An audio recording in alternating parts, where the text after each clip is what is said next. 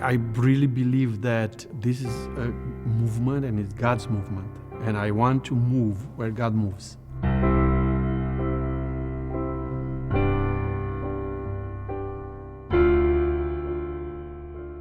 Chicago historically is a very divided city. Biggest issue in our community by far is gang violence. There's so many issues. Been a lot of murders over the last 5 years. The North Side is the cradle of the nations in our city.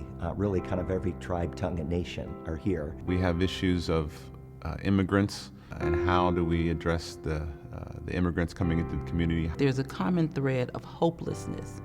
And that thread of hopelessness is we don't know what's going to happen from day to day. I've done many funerals as a youth pastor and a youth worker for over 15 years in Chicago. And many of them were kids that were in a youth group.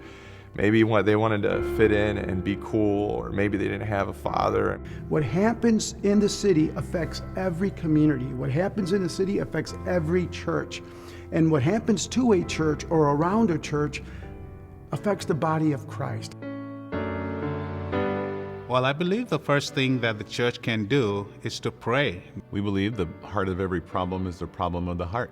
Pray Chicago is a powerful prayer movement, unlike I've ever seen in the last 20 years in Chicago. We are one city bleeding, and we need to see ourselves as one. We're called to work together. We're called to be together. We're called to suffer together. We're called to cry together. We're called to support one another and to pray for one another. All it takes for evil to prevail is for the godly to do nothing. The prayer of my heart for Chicago is to experience revival, to experience the fire of God, the goodness of God, the love of God. We're all familiar with the first Chicago fire. Well, this event can mark the second Chicago fire.